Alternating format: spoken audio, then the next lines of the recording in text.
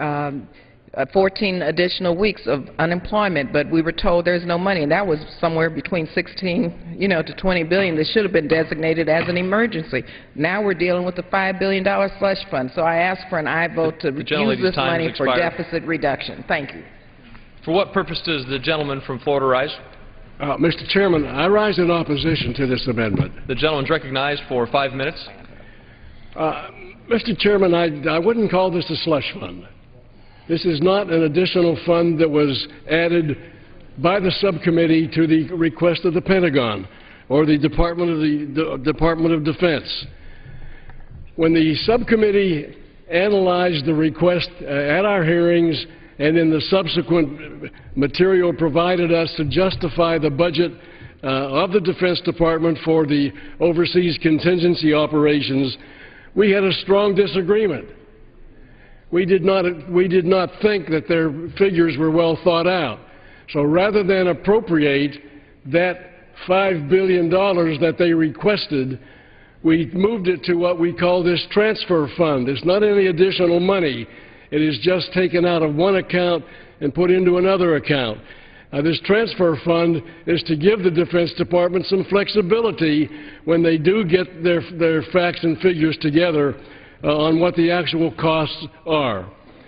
Now, the $5 billion, again, is not a slush fund. They can't spend this money without reporting back to Congress.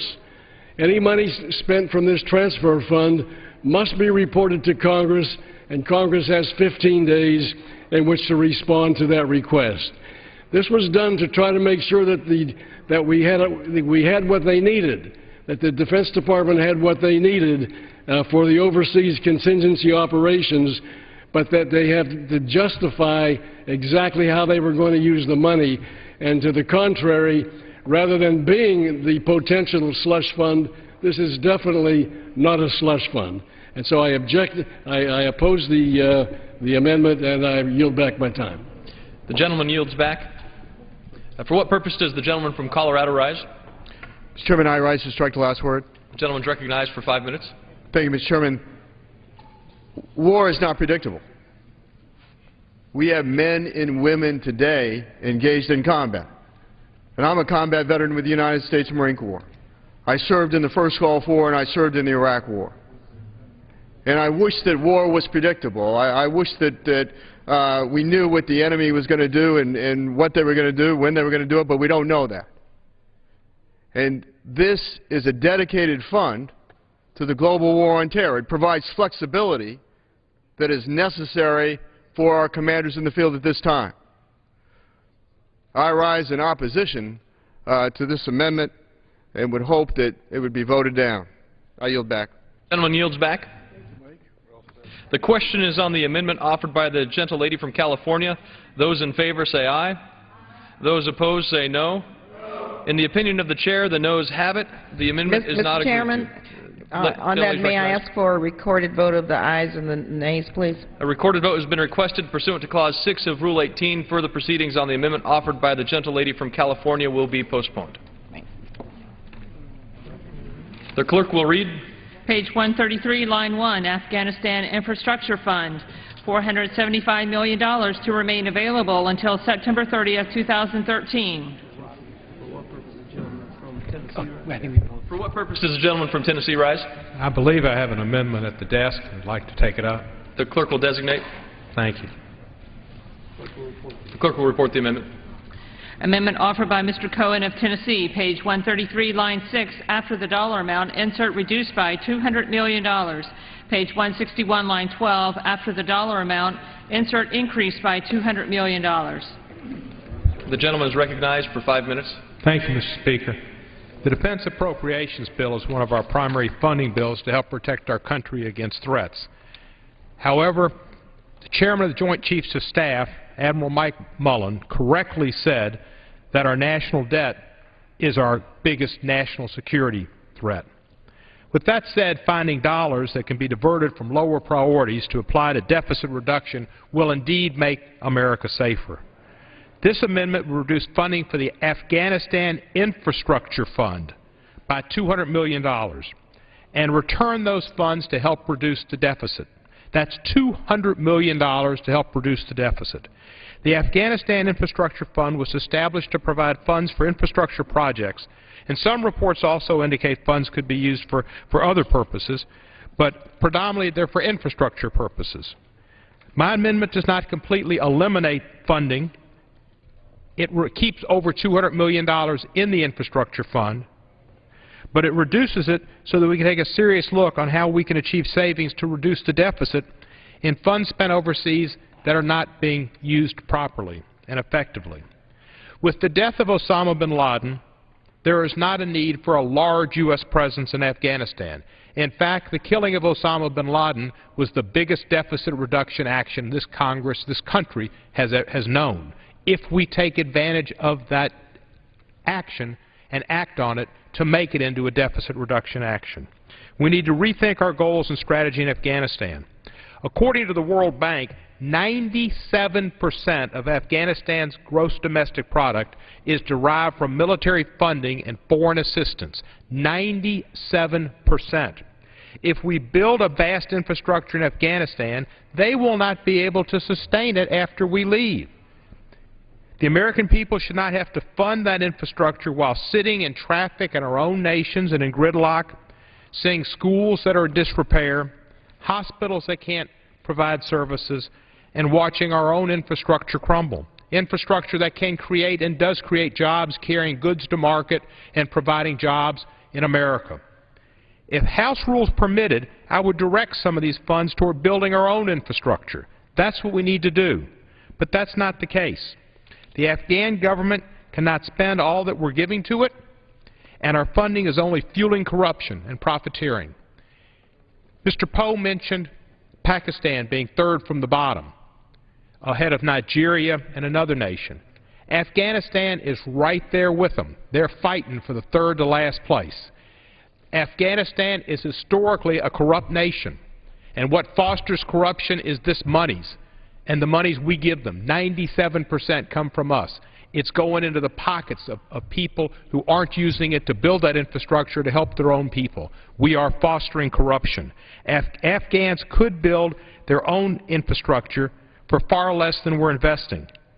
We need to pull back some of this funding to focus on our domestic priorities, but we need to be concerned about our deficit. Let's keep America safe and strong on all fronts, and I would urge my Republican colleagues to join with me in a bipartisan effort stretching from Florida to Tennessee, the width of the Southeastern Conference, and Conference USA, I may say as well, for Central Florida. I urge all my colleagues to support this amendment. The gentleman yields back. I yield back. Gentleman from Florida, rise. Mr. Chairman, I rise in opposition to the amendment. Gentleman's recognized for 5 minutes. Mr. Chairman, the AIF, the Infrastructure Fund for Afghanistan, was created by this Congress in the FY11 House-passed authorization bill. It was again fully authorized in the FY12 House-passed authorization bill. We support the objectives of Operation Enduring Freedom, including the Afghan Security Forces Fund. This is a counterinsurgency tool that General Petraeus placed the highest priority when he recommended that we create the AIF in place of the CERP, the Commander's Emergency Response Program. And so we did that. We took money from the CERP, put the money into the AIF as part of General Petraeus's counterinsurgency program. So we think this is not a good amendment, and we are opposed to the amendment, and I yield back my time. The gentleman yields back. The gentleman, for what purpose does the gentleman from Texas rise? Move to strike the requisite number of words. The gentleman is recognized for 5 minutes. Thank you, Mr. Chairman, and I appreciate the recognition. I'm going to speak in opposition to my colleague from Tennessee's amendment. General Petraeus has testified before the House Armed Services Committee and stated that the current counterinsurgency strategy employed by U.S. forces and NATO in Afghanistan is seeing success. I was there in mid-April, and having been there since '05 through that time frame, the narrative there today is better than it has been since I started going over there in 2005. What we were doing there is working. The Afghan Infrastructure Fund is key to General Petraeus' counterinsurgency campaign, as improvements to Afghan's infrastructure is necessary to obtain support from the local populace.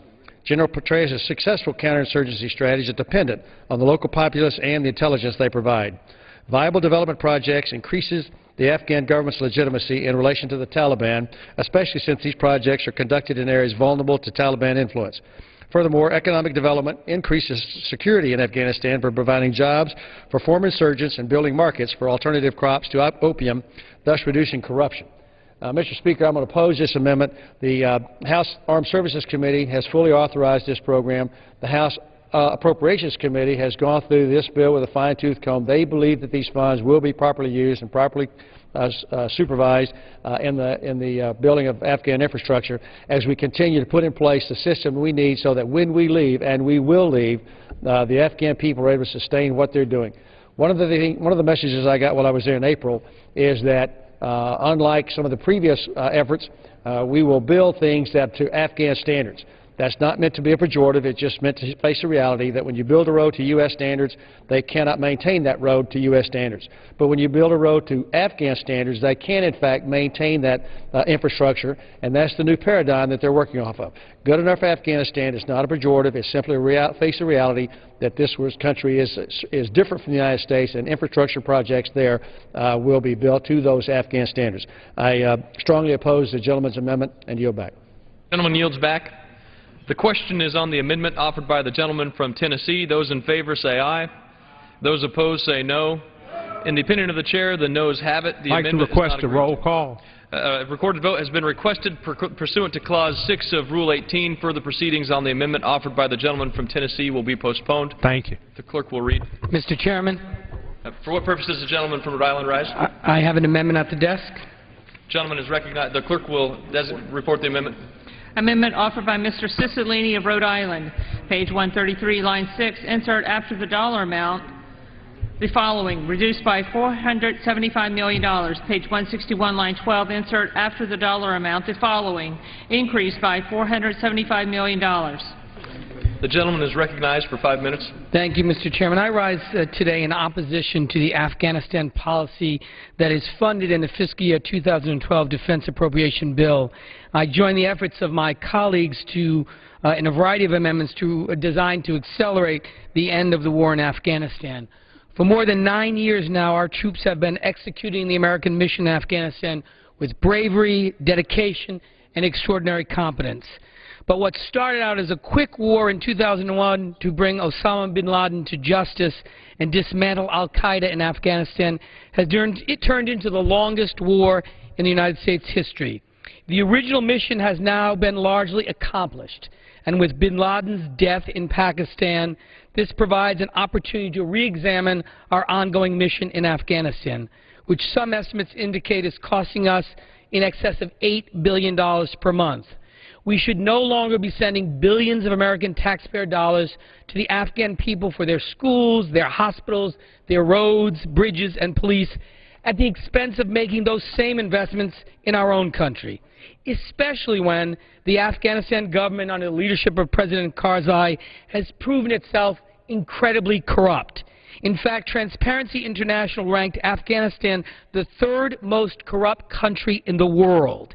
And the New York Times recently reported about a road construction project, just one example in Afghanistan, funded by American taxpayers. It's a 64-mile-long project. It's expected to cost $176 million to build. That comes to $2.8 million a mile.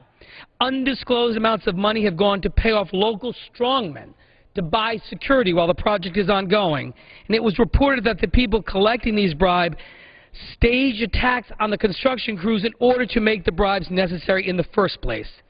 With this kind of corruption and many other examples, we simply cannot afford to continue to finance the infrastructure projects associated with this war. And don't forget, Mr. Chairman, on top of everything else, we're not even paying for this war. It's actually being financed on the national credit card. These are difficult economic and budgetary times. It's time to reassess U.S. involvement in Afghanistan so that we can focus on building our own economy and rebuilding our own economy, putting Americans back to work and making sure our nation can compete in the 21st century. And that's why I'm offering this amendment today to strike $475 million from the Afghanistan Infrastructure Fund.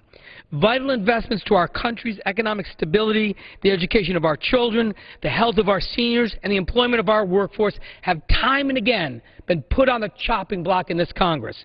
We're told that we can't afford to adequately repair our crumbling infrastructure here in America. We're told that Pell Grants and student loans are too expensive. And we're told that we need to change the safety nets for our nation's seniors and most vulnerable populations. And in the same breath, we're told we should continue to borrow billions and billions of dollars for nation building in Afghanistan. What we really should be doing is nation building right here at home. Instead of building roads and bridges and hospitals and schools halfway around the world in Afghanistan, we should be investing resources on the urgent needs of our own country. Budgets are a reflection of our priorities. Are we going to pay down our nation's debt? Are we going to make the much-needed investments in our own roads and bridges and ports? Are we going to protect our seniors? Are we going to ensure that access to college remains affordable? If we continue to spend billions and billions of dollars in Afghanistan, then we cannot have a balanced discussion of these priorities and these choices. And as we debate the merits of raising the debt ceiling, as we consider our domestic priorities, I urge my colleagues to support my amendment, which strikes $475 million from nation building in Afghanistan, to keep those dollars right here at home, to invest in our future, and to reduce our debt. There was a recent report, Mr. Chairman, done by the Eisenhower Research Project at Brown University's Watson Institute for International Studies just this past week. This group's Cost of War project has released new figures for a range of costs associated with U.S. military responses to September 11th, including our activities in Iraq, Afghanistan, and Pakistan.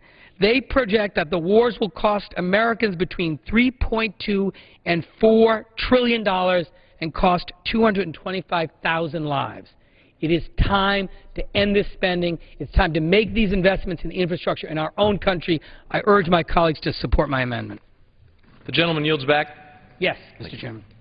For what purpose does the gentleman from Florida rise? Mr. Chairman, I rise in opposition to the amendment. The gentleman is recognized for 5 minutes. Mr. Chairman, this is pretty much the same debate we just had. The difference is this particular amendment just eliminates the Afghan insurgency fund or infrastructure fund altogether, where the other amendment didn't do just that. This account, this Afghan infrastructure fund, was created by Congress in the fiscal 11 authorization bill, again in the fiscal 12 authorization bill, which we just passed a few weeks ago, at the request of General Petraeus, who made this one of the most important parts of his counterinsurgency strategy. Now, if you don't believe that General Petraeus knows what he's talking about, then maybe you should vote for this amendment. But those of us who have watched General Petraeus skillfully function as the leader in Iraq, and there again at Central Command, and there again in Afghanistan, we believe that this is not a good amendment, and it should be defeated the same as the other amendment that we just defeated. So I rise in opposition to this amendment, and I yield back my time. The gentleman yields back. For what purpose does the gentleman from Texas rise? Mr. Speaker, request strike the requisite number of words. The gentleman is recognized for 5 minutes. Mr. Speaker, this amendment is very similar to the one we just debated, except as to the amounts. It does strike the entire infrastructure account. I would like to make a couple of points that I didn't make earlier with respect to the previous amendment. None of the conversation prior to bin Laden's death that I was ever aware of remotely said that the war was over, the fight was over if we killed bin Laden.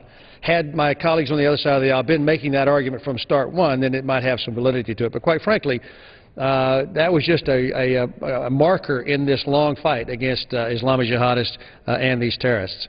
The other issue of invoking past costs or sunk costs, while informative as to how we got to this point in time, looking at where we go from here to when we have all American troops out of there, how we make the intelligent decisions and intelligent investments in Afghanistan between now and then is the bigger question. Whatever it costs to fight in Afghanistan, whatever it costs to fight in Iraq over the past 8 years or whatever, I understand those are big numbers, but we're looking forward as to how we push the Afghan security system to a point where they can take care of themselves and, in fact, begin to run their country as they should. Most of my good colleagues' arguments were better suited for the conversation we had in April when it's with reference to the overall budget. That budget passed. This amount that we are now going to spend on Department of Defense fits under the discretionary spending cap that we put in place by majority vote of this House back in April. The subcommittee on defense appropriations had done their work, allocated their amount of monies across a lot of priorities, said no to a lot of things, and said yes to this issue. And so I rise in opposition to my colleague's amendment and would urge my colleagues to oppose it as well. I yield back. The gentleman yields back. The question is on the amendment offered by the gentleman from Rhode Island. Those in favor say aye. Those opposed say no. In the opinion of the chair, the noes have it. The amendment Mr. Chairman, is not I agreed ask for a to. recorded vote. Recorded vote has been requested pursuant to Clause 6 of Rule 18. Further proceedings on the amendment offered by the gentleman from Rhode Island will be postponed. For what purpose does the gentleman from Michigan rise? Mr. Chair, I have an amendment at the desk. The clerk will report the amendment. Amendment number 39, printed in the congressional record, offered by Mr. Clark of consent to waive Michigan. the reading requirement. Without objection, the gentleman is recognized. Does the gentleman from Florida seek recognition? Mr. Chairman, I reserve a point of order on the gentleman's amendment. A point of order is reserved. The gentleman from Michigan is recognized for 5 minutes. Thank you, Mr. Chair. I also ask unanimous consent to revise and extend my remarks. Without objection. Thank you, Mr. Chair. This amendment would shift $236 million from the Afghanistan Infrastructure Fund and return that money back to the taxpayers of the United States, the U.S. Department of Transportation's National Infrastructure Investments Program. Look, I understand that we're trying to fight terrorism by spending all this money in Afghanistan.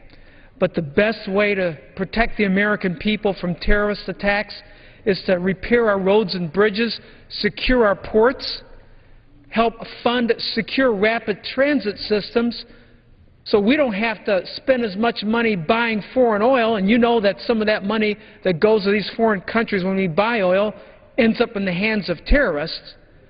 Let's redirect a share of the money that's going to rebuild roads in Afghanistan to build and invest in transit in America. Not only is this good for Americans, we're going to pave over all these potholes that are damaging our cars, and with rapid transit programs, we're going to help provide people who can't afford a car, or in my area in Metro Detroit, people can't afford auto insurance even though they have good driving records because they're redlined. At least if we transfer some of that money to transit, they'll have a way to go to work and to other events for leisure. But the bottom line is this. If we invest this money in the United States as opposed to spending it all in Afghanistan, we're going to create jobs here in the United States. And that's the best way to secure our country, is to make sure we put as many people as possible here back to work. I urge your support on this amendment. The gentleman yields back. Does the gentleman from Florida insist on the point of order? Mr. Chairman, I make a point of order against the amendment because it proposes to change existing law and constitutes legislation in an appropriations bill, and therefore violates Clause 2 of Rule 21. The rule states in pertinent part, an amendment to a general appropriations bill shall not be in order if changing existing law. The amendment gives affirmative direction in effect. Now I ask for a ruling from the chair. The chair finds... Chair, I would like to respond to that. Wish to address the point of order? Yes, thank you. Look, and I understand the honorable representative's point of order here. You know, if there's anything that's not in order, it's the nature of these rules. There are people out here in this country who are taxpayers They don't want to see their money spent or borrowed in Afghanistan rebuilding their roads when we have all these potholes right here. Point of order. The His remarks must We be should confined be able to, in this Congress, and if I could, I just do Point of wanna- order, The Mr. gentleman's Chairman. comments must be I confined to the will point of yield order. my time to the respected... The gentleman's comments must be The confined to the chairman point of is order. not debating the point of order, and so I insist on the point of order. The chair is prepared to rule. The chair finds that this amendment includes language imparting direction to transfer funds. The amendment therefore constitutes legislation in violation of Clause 2 of Rule 21. The point of order is sustained, and the amendment is not in order. Mr. Speaker, I have an amendment at the desk.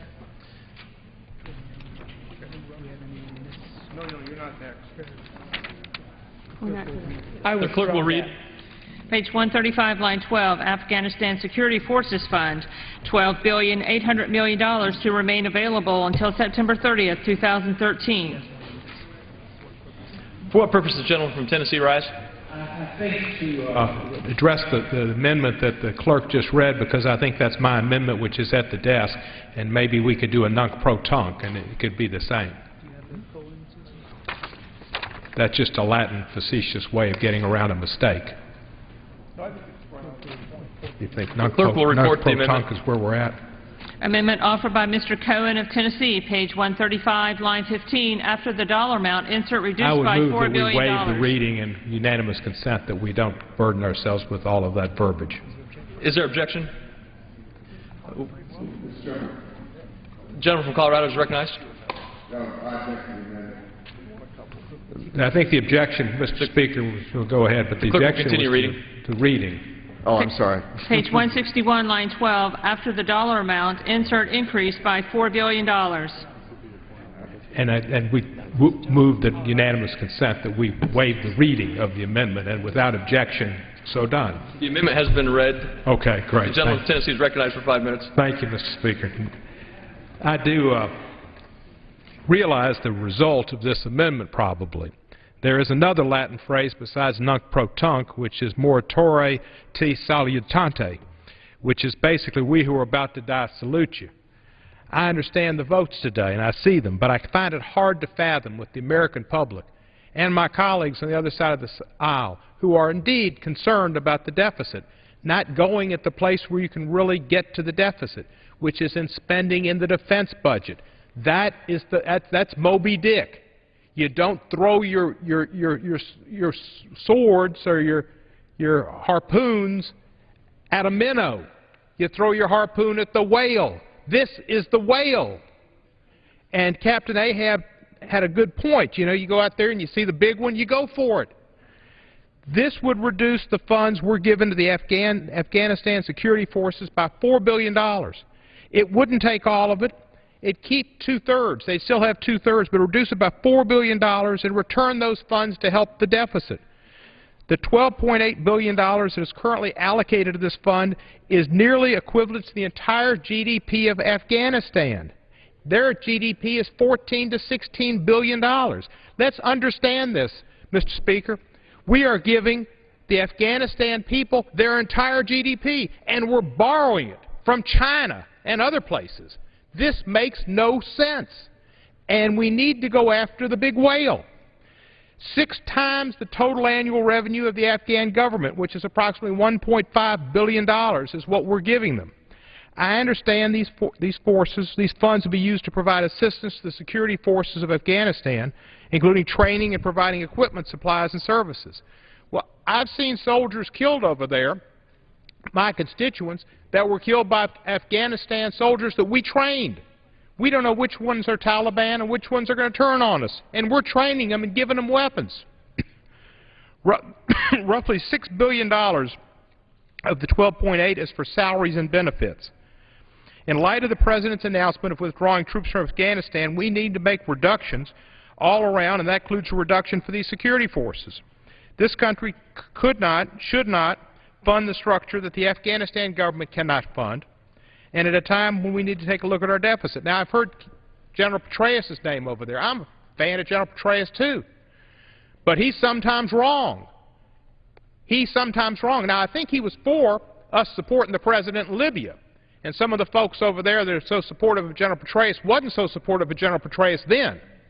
So they understand he's not always right.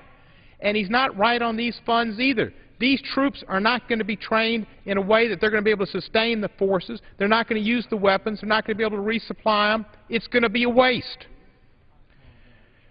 General Mike Mullen talked about our debt being our biggest security threat. And accordingly, we need to readjust our priorities and find realistic ways to reduce our deficit.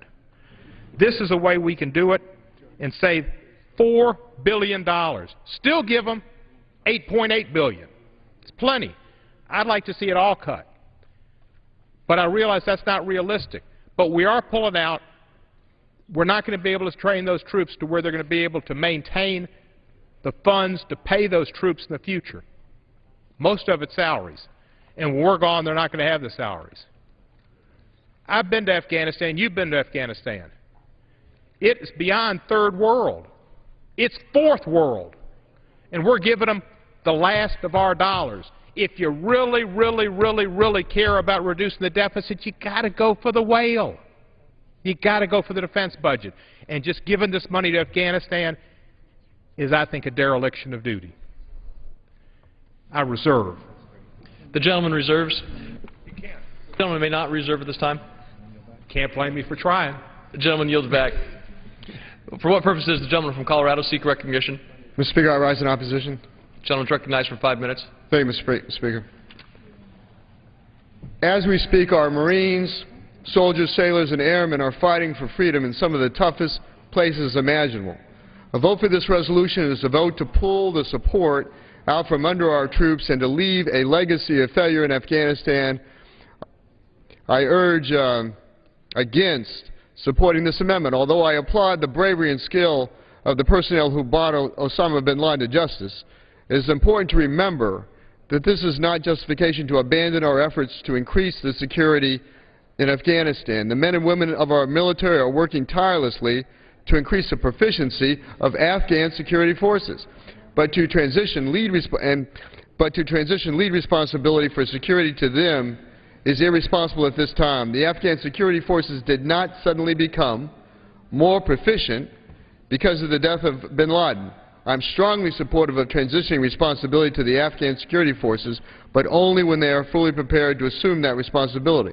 I agree that nation building should not be a principal tool for achieving Americans' national security objectives. Such campaigns are too expensive in both blood and treasure, particularly given the circumstances our nation currently faces. However, this is not an excuse to negate the sacrifices our troops have made or the progress they have won in Afghanistan. I believe that establishing an arbitrary timeline for withdrawal will actually hobble any efforts for a political reconciliation with the Taliban. If they are certain that our forces are leaving before the currently planned transition timeline of 2014, they lose all incentive to work with the Afghan government on a political solution. What this amendment in fact does, though, is it cuts off funding for the development of Afghan security forces. Our entire exit strategy is based on developing Afghan security forces so that they are strong enough to allow us to pull our forces out to complete a transition whereby they assume operational control by 2014. The gentleman will yield. Half of the monies we give them is for salaries. When we pull out, we don't pay the salaries. Their budget is only like 15% of everything we give them. They can't pay the salaries. They can't borrow from China. So what's going to happen then? We have three security objectives in Afghanistan. The first is to make sure that the Taliban don't take over the entire country. The second is to keep al-Qaeda out of the country. And the third is to have a permissive environment for which we can strike targets in Pakistan at will, as we did with Osama bin Laden. Cutting the legs under the current strategy of giving them the capability of standing up their own security forces completely undermines where we are right now and undermines the President's goals of being able to do that transfer of operational control till 2014. Thank you, sir. Mr. Chairman, I urge my colleagues to vote against the amendment and yield back. The gentleman yields back. For what purpose does the gentleman from Florida rise? Mr. Chairman, I move to strike the last word. The gentleman is recognized for 5 minutes. Mr. Chairman, first I want to compliment the gentleman from Colorado for having made a very, very eloquent statement that really is factual and gets right to the point. But the reason I rise also is earlier in the day, just in case there are members here tonight that weren't there early today, I did suggest that I might say this again and again and again during this debate. This subcommittee that recommends this bill in a very non-political way, in a very careful way, reviewed and analyzed all of the requests that we had from the administration in the President's budget request for fiscal year 12 appropriation for national defense. We reduced the recommendation that we made, the original recommendation, we reduced by $9 billion. And I think that is larger than the gentleman's whale, but it is a substantial cut, and it was made without any regard to politics. We were extremely careful not to affect the warfighter. We were extremely careful not to affect our nation's readiness. This is not a good amendment, and I oppose the amendment. I yield back. The gentleman yields back. The question is on the amendment offered by the gentleman from Tennessee. Those in favor say aye. Those opposed say no. In the opinion of the chair, the noes have it. Roll the call amendment is not request, agreed to. sir. A recorded vote has been requested pursuant to Clause 6 of Rule 18. Further proceedings on the amendment offered by the gentleman from Tennessee will be postponed. Thank you, Mr. Speaker.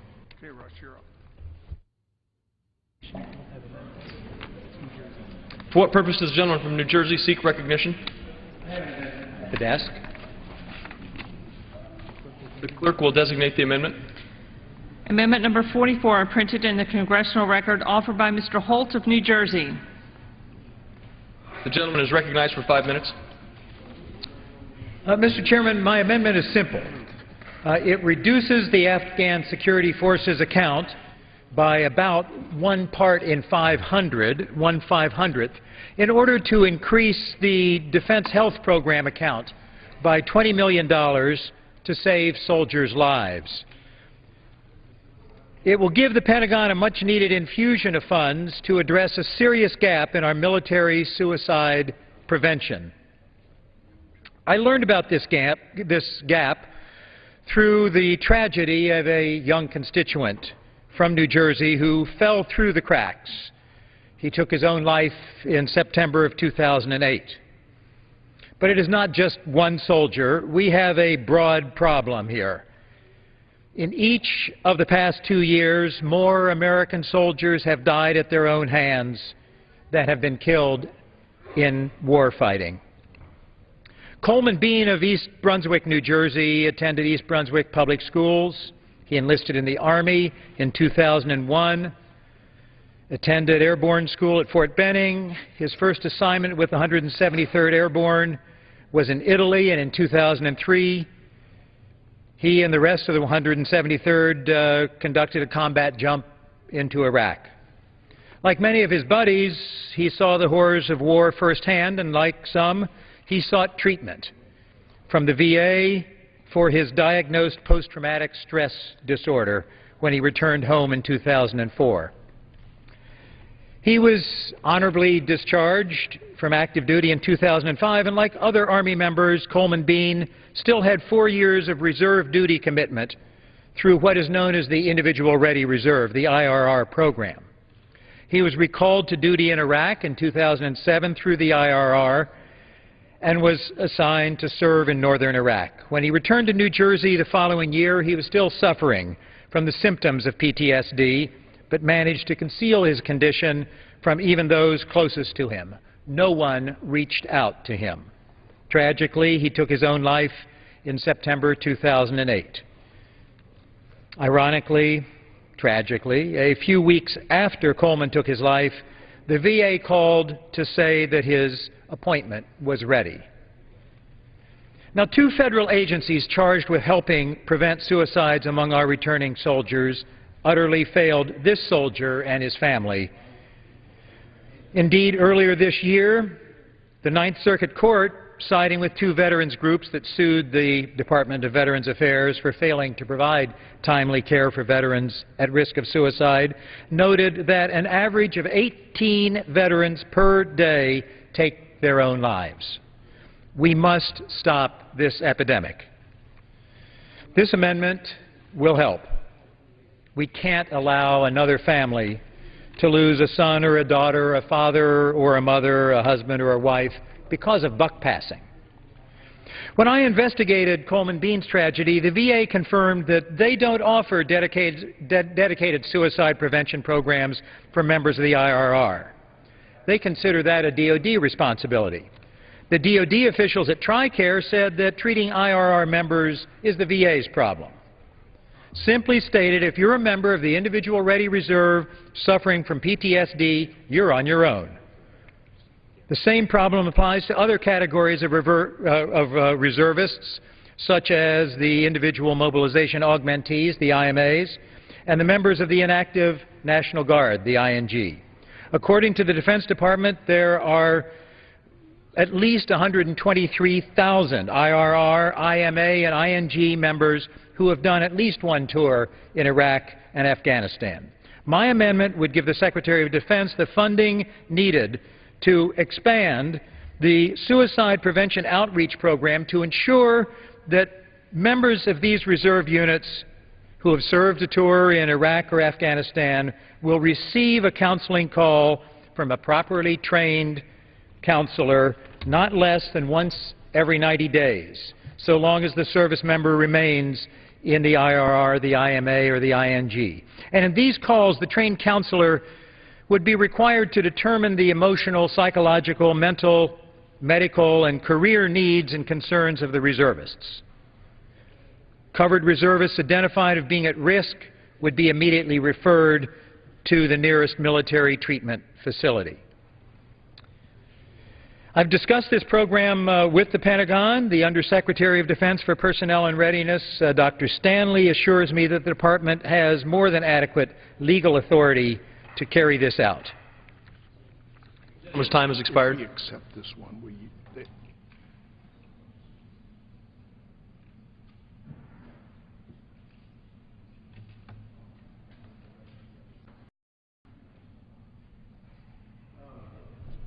The gentleman's time has expired. I rise to strike the requisite number of words. The gentleman is recognized. And I rise in support of the amendment and urge that we accept Would it. the gentleman yield? Yeah, let me yield to the chairman. Let's do this one first. Yes, I yield to the chairman. We'll accept the amendment. Okay. And then we offer the other one, and then we'll have our dialogue. Let's have a vote on the amendment, Mr. Chairman. The question is on the amendment offered by the gentleman from New Jersey. Those in favor say aye. Those opposed say no. In the opinion of the chair, the ayes have it. The amendment is agreed to.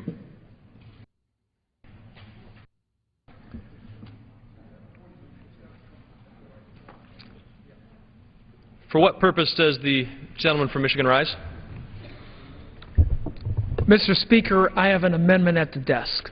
The clerk will designate the amendment. Amendment number 37, printed in the congressional record, offered by Mr. Clark I'm sorry, of Michigan. Mr. Chair, I do ask for unanimous consent to suspend the reading requirement, and I also ask unanimous consent without objection to revise for and extend my remarks. Does the gentleman from Florida seek recognition? Mr. Chairman, I make a point of order against the amendment because it proposes to change existing law and constitute legislation in an appropriations bill and therefore violates Clause 2 of Rule 21. The rule states in pertinent part, an amendment to a general appropriations bill shall not be in order if exchanging existing law. The amendment gives affirmative direction in effect, and I ask for a ruling from the chair. That point of order is reserved. Is another member wish to be heard on the point of order? Mr. Chair, I would like to speak on the amendment. The point of order is pending. I would like to speak on the point of order. Gentleman Yes. recognized. Yes. This bill, this amendment, which transfers money from the Afghanistan security forces to Homeland Security, it better supports the existing law better supports this defense budget because it better protects the American people with less money by funding police and fire as opposed to blowing all of that money in Afghanistan. Mr. Chairman, the point of order.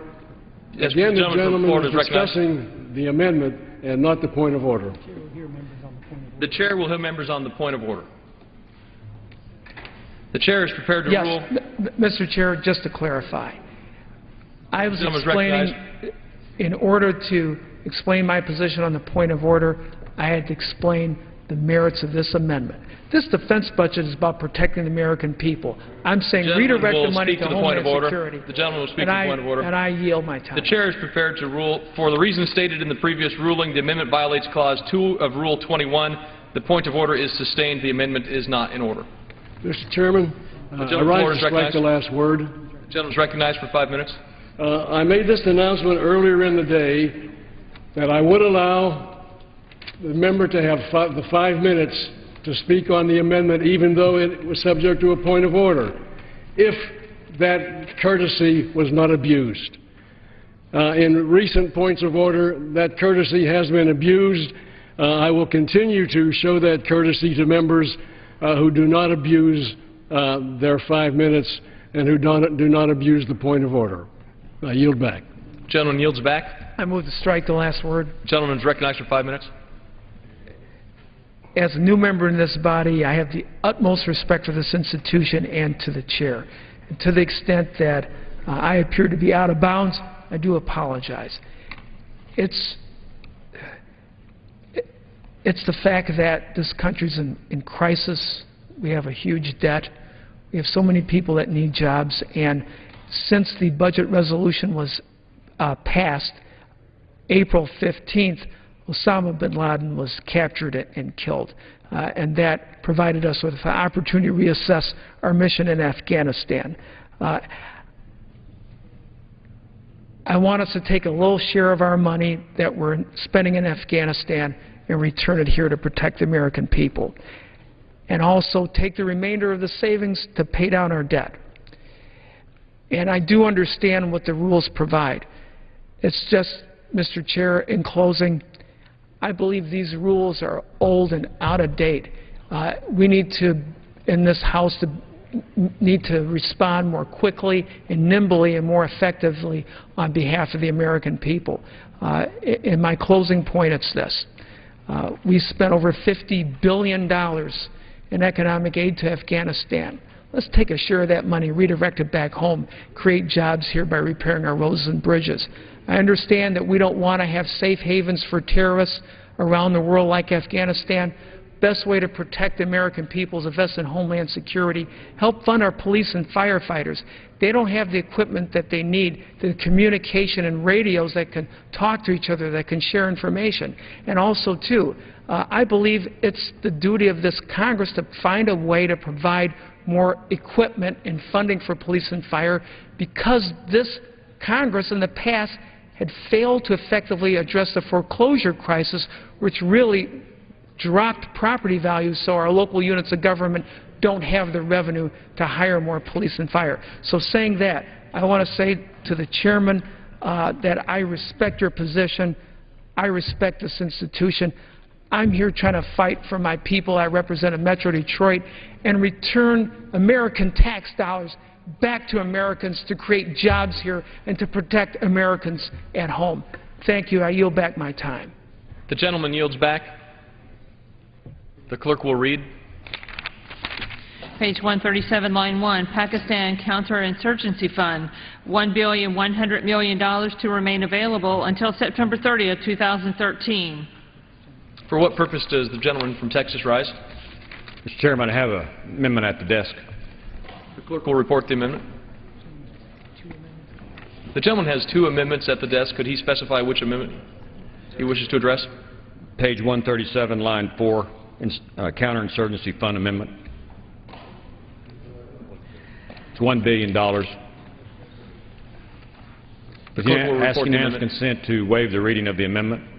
The clerk will designate the amendment without objection. The gentleman from Texas is recognized. Amendment offered by Mr. Poe of Texas.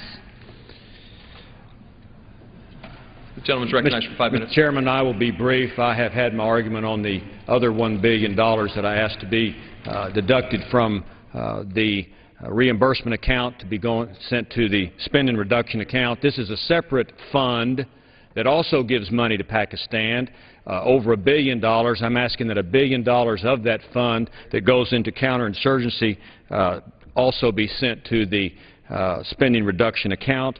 There are several reasons for that, but the main one is the Pakistan government is corrupt. We don't know where the money is going. We found out that after we took out Osama bin Laden, and in that compound we found documents that reveal discussions of promises of no al-Qaeda attacks in Pakistan in exchange for sheltering Osama bin Laden.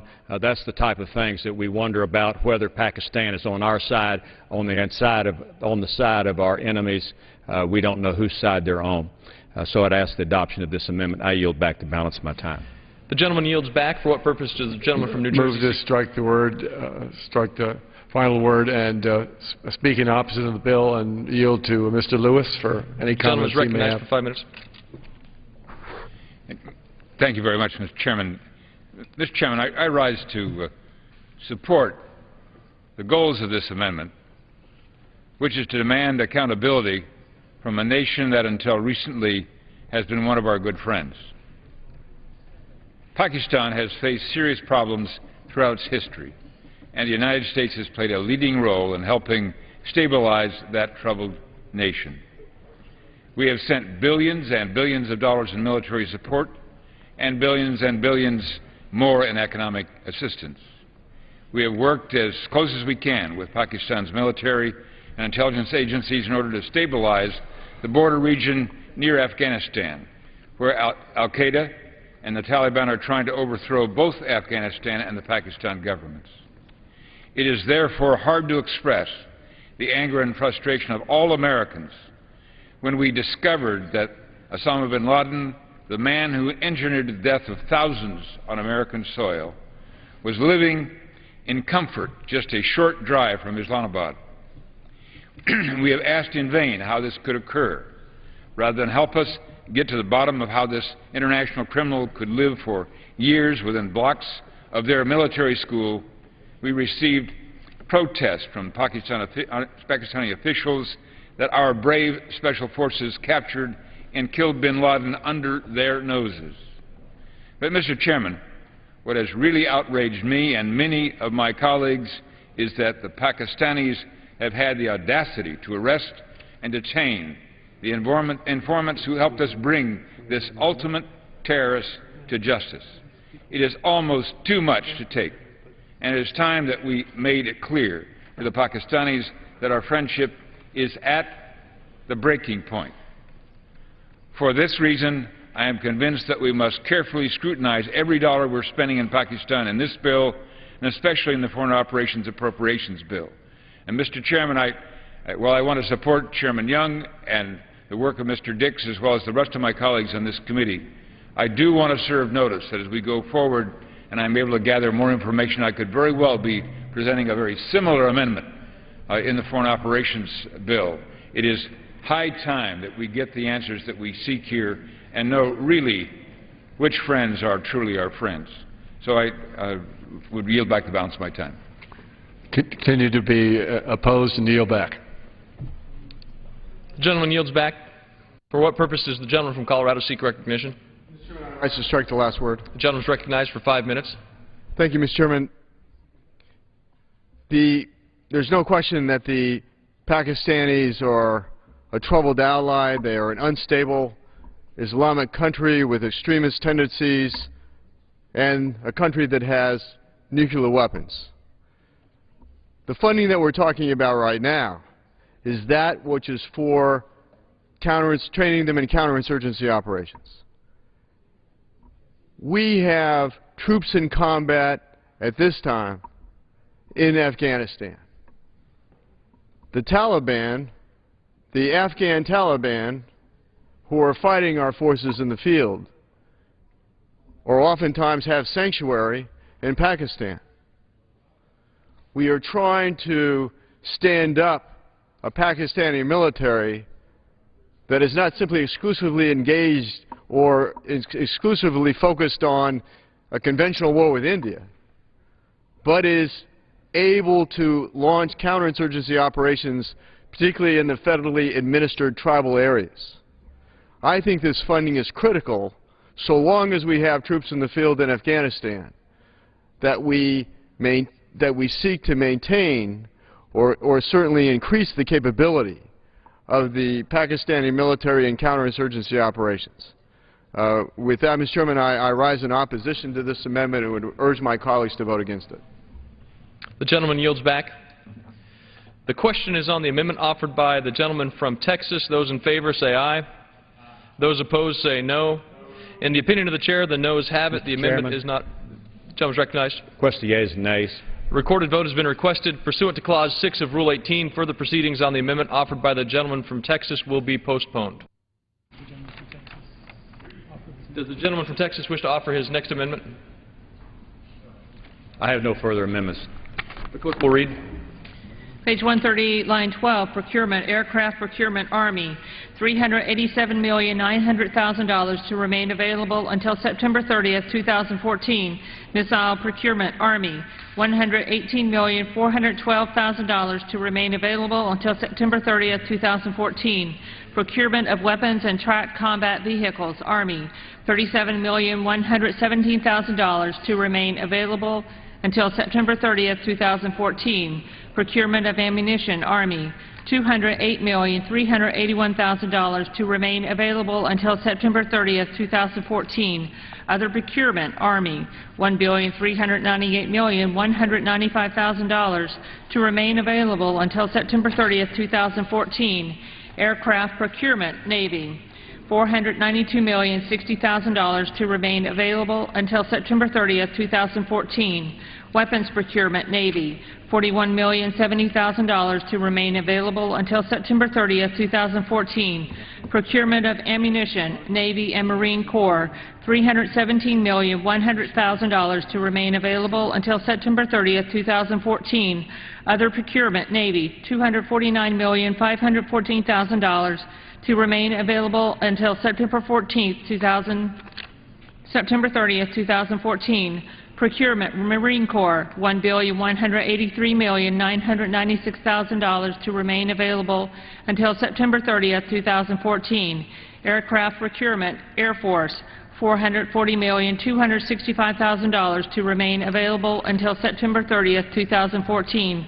Missile procurement, Air Force, $46,920,000 to remain available until September 30th, 2014.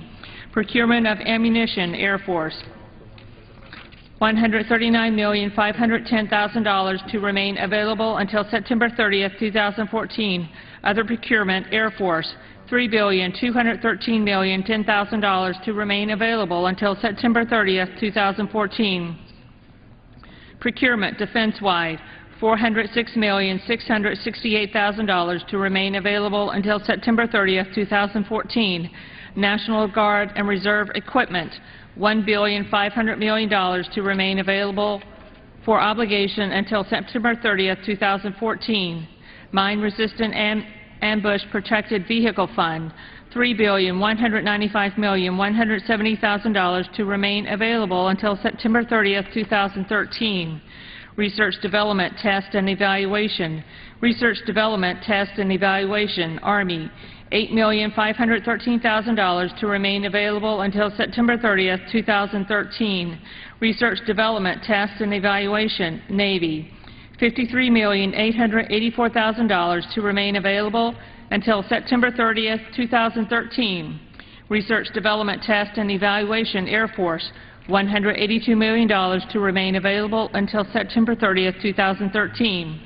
Research, Development, Test, and Evaluation, defense-wide, $192,361,000 to remain available until September 30th, 2013. Revolving and management funds, defense working capital funds, $435,013,000. Other Department of Defense programs, Defense Health Program, $1,228,288,000. Drug interdiction and counter-drug activities, $469,458,000 to remain available until September 30th, 2013. Joint Improvised Explosive Device Defeat Fund, $2,577,500,000 to remain available until September 30th, 2014. Office of the Inspector General, $11,055,000. General Provisions, this title. Section 9001. Funds made available in this title are in addition to amounts appropriated for the Department for 2012. Section 9002. Upon the determination of the Secretary that action is necessary in the national interest, the Secretary may transfer up to $3 billion between the appropriations or funds made available to the Department in this title. Section 9003. Supervision and administration costs associated with a construction project available for Afghanistan Infrastructure Fund or the Afghanistan Security Forces Fund may be obligated at the time of construction contract is awarded. Section 9004. Funds made available in this title, the Secretary may purchase a passenger motor vehicle up to a limit of $75,000 per vehicle and heavy and light armored vehicles up to $250,000 per vehicle. Section 9005. Not to exceed $400 million appropriated in this title under Operation and Maintenance Army may be used to fund the Commander's Emergency Response Program, CERP, for enabling military commanders in Afghanistan to respond to urgent small-scale humanitarian relief. Section 9006. Funds available for operation and maintenance may be used to provide supplies, services, transportation, including airlift and sea lift, to coalition forces supporting military and stability operations in Iraq and Afghanistan. Section 9007. None of the funds shall be obligated or expended to establish any military installation for the purpose of providing for the permanent stationing of United States Armed Forces in Iraq. Section 9008. None of the funds may be used to implement the United Nations Convention Against Torture and Other Cruel, Inhumane, or Degrading Treatment or Punishment. Section 9009. The Secretary shall submit to committees a report on the proposed use of all funds appropriated by this or any prior act under the headings Afghanistan Security Forces Fund, Afghanistan Infrastructure Fund, and Pakistan Counterinsurgency Fund. For what purpose does the gentleman from New Jersey seek recognition? Mr. Chairman.